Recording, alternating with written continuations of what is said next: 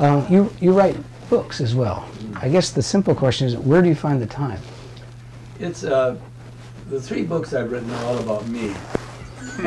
Somehow I can always find. So you don't have to go to interviews. You just no, I don't have to do interviews. I find writing very, very difficult.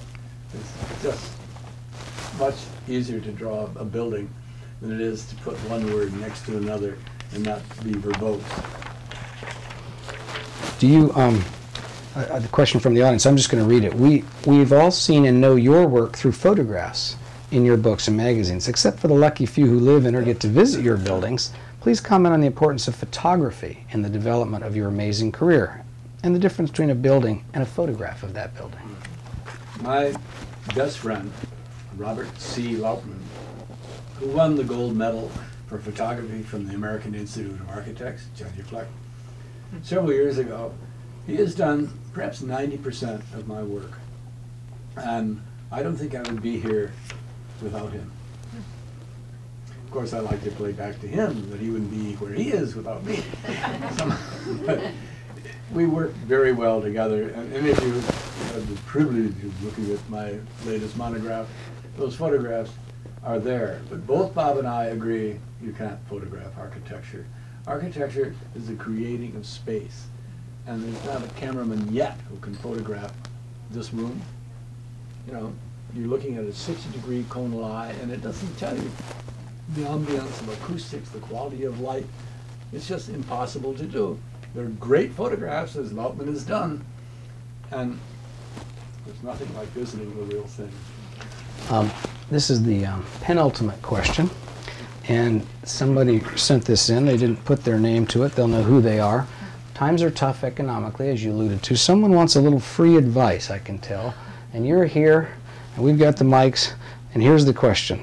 Are there any interior architectural elements you can apply to a 1960s box-style townhouse in Southwest D.C.? It's the story of my life. You know, the 2 dirtiest words in English language are pro bono. First, remove all of the moldings. Your life will get simpler, the room will look bigger, and all of those moldings are what we call wide putty, is to make up all the mistakes that the sheetrock or the plumber couldn't do, so they put a piece of molding on it. When you take the molding off, you've got to line things up rather than shift it to cover the mistakes. Suddenly order will come into that room, which in that townhouse in Southwest Washington didn't ever have much, but it met the budget. Whoever set that budget was insane, but it's just an easier thing to do, is to clean it up. The object of minimalism is that the most important thing in any piece of architecture are people. And some very brilliant critic once wrote about my work that we look good in it. I mean, my white walls, we look much better than against burgundy, or Williamsburg green, which my mother's house was painted that way.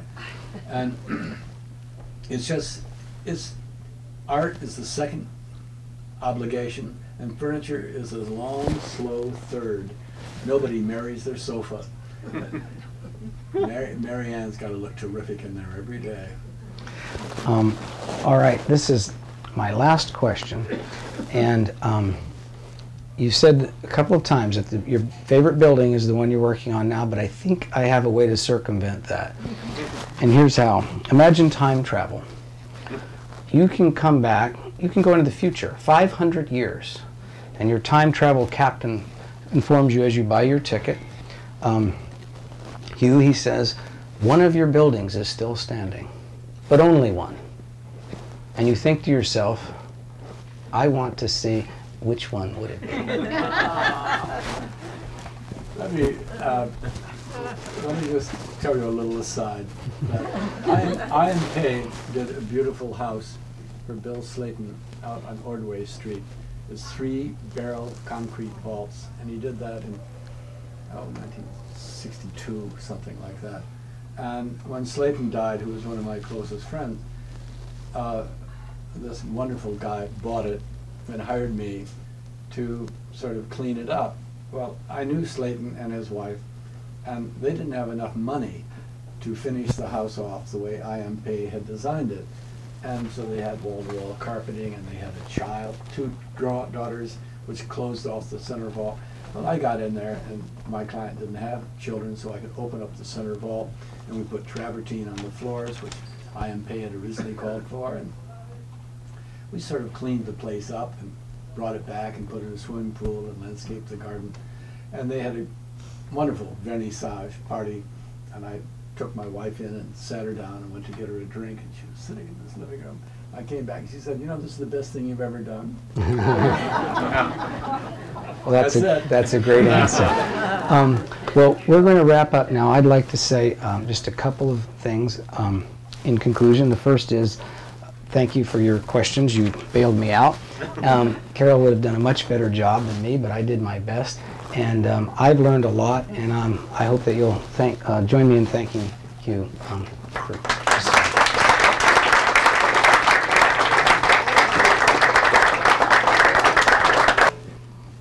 that in I don't know, I've been out of Yale 5 years, and I had the cover of Architectural Record, and I was just going nuts with pride. And my secretary said, "There's a Mr. Khan on the phone." Well, in school, when the professor came by your desk, you stood up and he sat down. I found myself standing up next to my desk, and we talked about, you know, Washington gossip and architectural gossip. And he said, "Oh, by the way, I saw that cover of Architectural Record." I started smoothing the nap out in the rug with my toe and lowering my eyes. He said, "I'm glad you did that. We all have to do a house like that someday, and I hope the hell you got it out of your system."